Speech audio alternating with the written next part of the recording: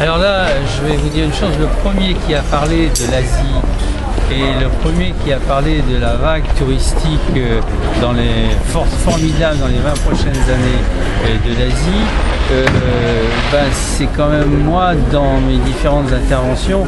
Et très franchement, je regrette d'autant plus que vous ne soyez pas venu travailler avec nous sur le tourisme, parce que de ce que vous dites là, effectivement, nous avons aussi une démarche vis-à-vis de l'international. Et pendant toute ma carrière, j'ai quand même passé une grande partie de ma carrière à l'international. Je connais bien l'Asie, je connais bien les consommateurs de cognac, et je peux vous dire que, bien entendu, comme vis-à-vis des entreprises, moi je n'ai pas du tout de démarche passive en général. Je ne m'assieds pas en attendant que ça vienne, j'administre pas comme M. Rouget et Mme Pichard. Je gère et je suis actif. Donc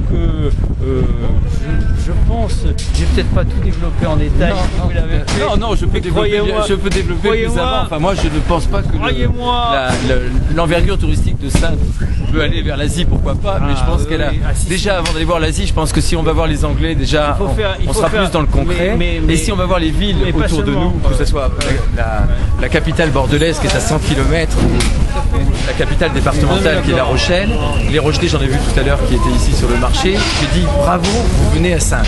Et c'est vrai que souvent les gens en week-end font plutôt le trajet vers le nord que vers le sud.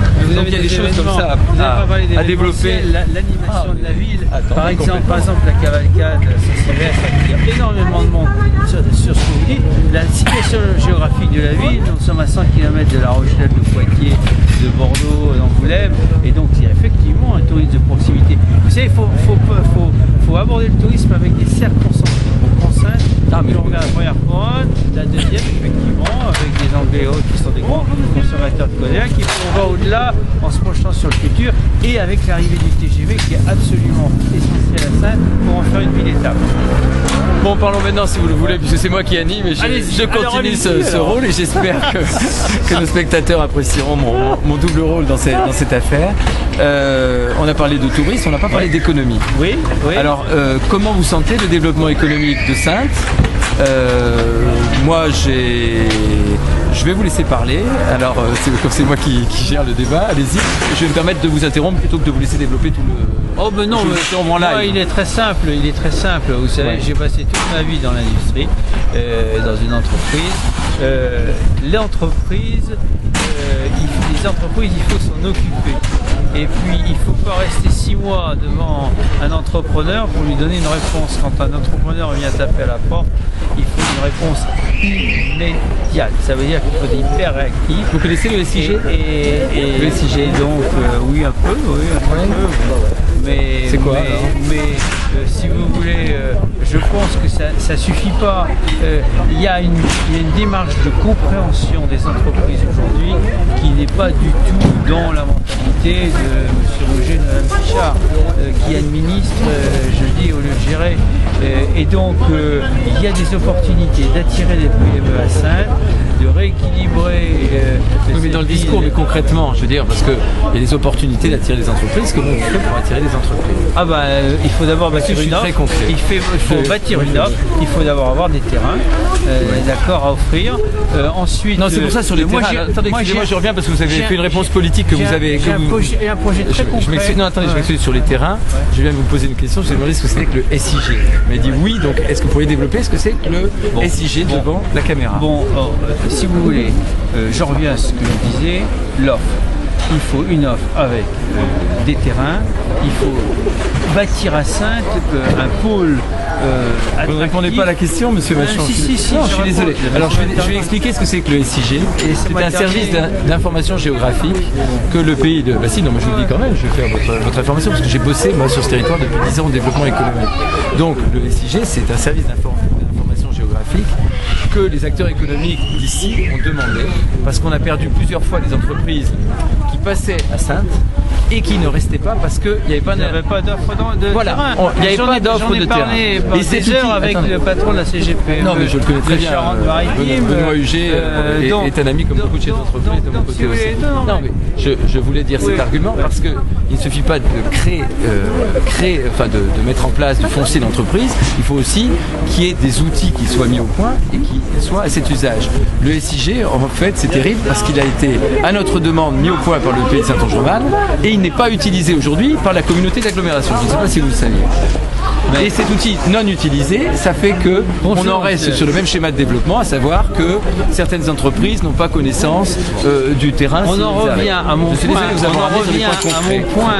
précis au départ, qui était de dire la première chose à faire, c'est effectivement de bâtir une offre, et cette offre-là, elle commence par la disponibilité du terrain, deuxièmement d'infrastructures, des communications au débit, d'énergie à bas coût, de pôles administratifs communs dont les entreprises, notamment des startups, peuvent avoir besoin, et d'une dimension qui me paraît fondamentale, c'est-à-dire ce dont une entreprise a besoin, c'est de gens qui sont formés. Il y a un certain nombre de filières de formation qu'il est possible de créer à Saintes. Moyennant quoi, ayant bâti cette offre-là, on a, avec une petite cellule de développement économique, il n'y a pas besoin de 50 personnes, 2 personnes ça suffit, qui sont capables de venir cibler, comme on le fait quand on c'est vous qui choisissez, comptez choisir la filière économique en fait. C'est ce que vous développez. Vous comptez choisir des filières économiques. C'est vous qui les identifiez, vous comptez les développer. Attendez, il faut partir de quelque chose de concret au départ. C'est-à-dire une fois qu'on a une offre, une fois qu'on a développé par exemple une formation dans le domaine de la mécanique spécialisée, j'ai pas dit l'aéronautique. La mécanique spécialisée, c'est parce que là, pas aujourd'hui. Non, mais vous associez pas avec le lycée Palissy, avec les centre SNCF, et vous êtes capable de créer une filière de formation. À partir de là, vous ciblez des entreprises, il ne faut pas rester là, ce que vous disiez tout à l'heure, il ne faut pas rester assis dans un bureau, il faut prendre sa valise. Ces entreprises ciblées, il faut aller les attirer, offrir notre package, parce que les villes aujourd'hui, elles sont en concurrence comme les entreprises. Non, mais ça, nous sommes d'accord, il faut faire une démarche entrepreneuriale, aller chercher les chaînes d'entreprise. Sur la prédétermination de la filière, je ne rejoins pas forcément. Ça se fait dans le temps. Oui, non, mais ça c'est dans le temps, mais justement, nous on est plus dans une démarche d'attractivité de la ville et d'aller chercher les chefs d'entreprise dans les salons d'entreprise pour leur faire la promotion de notre territoire, qui est sur l'arc atlantique, qui a une culture que nous allons développer pour les attirer, pour leur dire que leurs enfants pourront aller faire des études très rapidement à Bordeaux dans d'excellentes conditions, qu'il n'y a pas de délinquance, que notre ville bougera au niveau culturel et que les entrepreneurs seront bien mieux considérés qu'aujourd'hui par Jean Rouget. Ça, je pense que moi, je partage leurs préoccupations et ils me le rendent. C'est-à-dire que les chefs d'entreprise, sur l'histoire des enseignes, m'ont tenu informé parce qu'effectivement, ils sont dans une problématique grave. Si vous connaissez, c'est de M. Durand, par exemple. Vous avez vu M. Durand, certainement. Voilà, M. Durand qui est imprimeur, il vient d'investir 40 000 € dans une machine pour fabriquer des enseignes. Et malheureusement, Jean Rouget augmente la taxe sur les enseignes. Donc il se trouve face à une double problématique. Un, ses clients ne vont pas en vouloir, et deux, lui aussi, il paye la taxe. Donc je veux dire, c'est quand même conséquent. Je vous remercie pour cette interview. Vous avez relevé le challenge. J'ai relevé. C'est bien. Mais je pense que finalement, nos approches et nos idées sont relativement proches. Et ce qui serait bien, c'est que vous fassiez le même débat avec M. Rouget et avec si Mme Pichard. Eh bien, M. Machand va faire ma promotion. Très bien. Puisque j'annonce, c'est dommage qu'il n'y ait pas plus de monde, puisque c'est la fin du marché, mais que je vais appeler ça les défis de Pierre Maudoux dans cette élection. Et puisque j'ai été primé au niveau de ma capacité à m'exprimer, eh bien, je vais interpeller chaque candidat un par un en leur proposant un débat comme M.